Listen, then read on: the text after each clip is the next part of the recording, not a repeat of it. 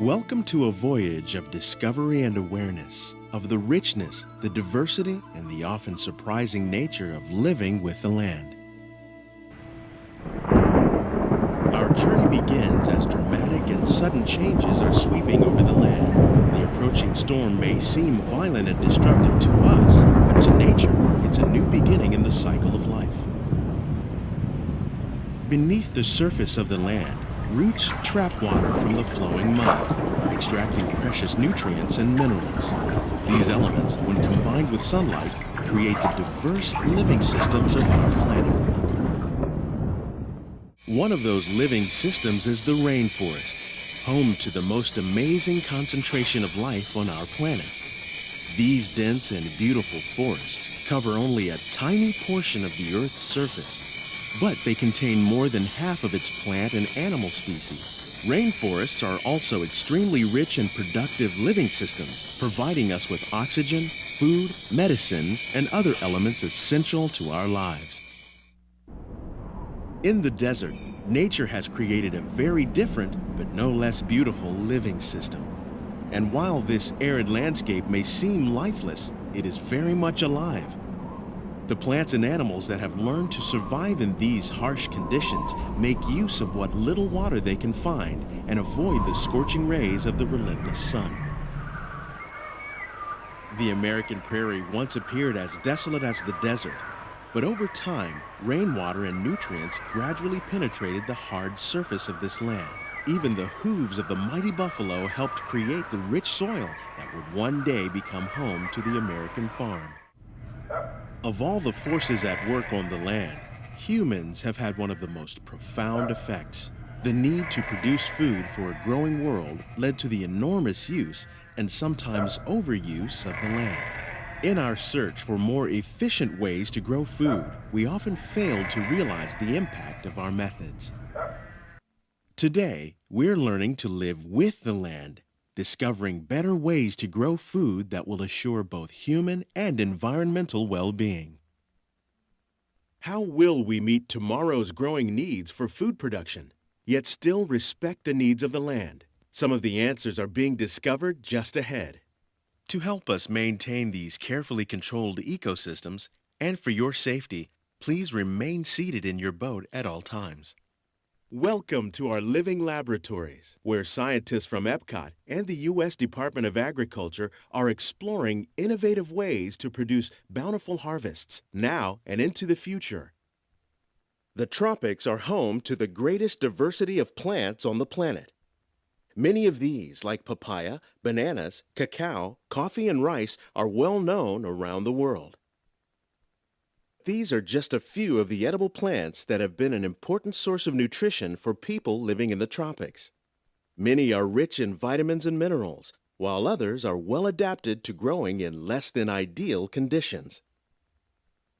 Some, like the water lily, thrive in wet, swampy areas and waterways. All parts of this plant, even the flower petals, are edible. The starchy root of the plant has long been used to make flour for baking. One day, many of these lesser-known tropical plants may be as important as the bananas growing on both sides of the boat.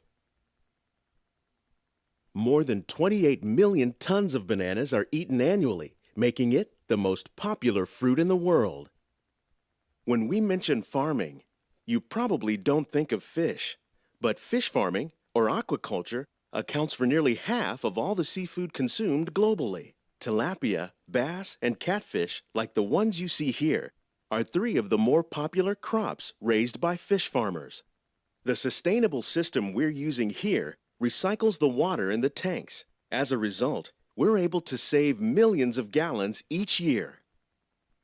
Our small fish farm produces nearly 5,000 pounds of fish each year to serve in restaurants around Walt Disney World. Innovations like this one can play an important role in our efforts to produce bountiful harvests and still protect natural resources. While there are more than 50,000 edible plant species in the world, Most of us are only familiar with the handful that make up our everyday diet. The common grains growing here, wheat, maize, sorghum, and millet, plus rice, account for nearly 2/3 of our global food consumption. Learning how to increase yields of these staples is an important goal of research around the world. These plants are definitely on their way up. Innovative growing techniques like these increase yields while more efficiently using resources like water, fertilizer, and pesticides. Another innovation at work here is our integrated pest management program. By populating our greenhouses with beneficial insects that prey on harmful pests like aphids and flies, we are significantly reducing our reliance on conventional pesticides. We're growing these crops using our nutrient film system. This technique precisely controls and recycles water and nutrients. With it, we can produce over 27,000 heads of lettuce a year in this one small area. Some of our best ideas have been inspired by nature, like these fruit and vegetable trees. By growing these ground plants vertically, we can increase yields and better control diseases. These crops taste as good as they look. In fact, we serve more than 15 tons of produce from our greenhouses in restaurants here at the land every year.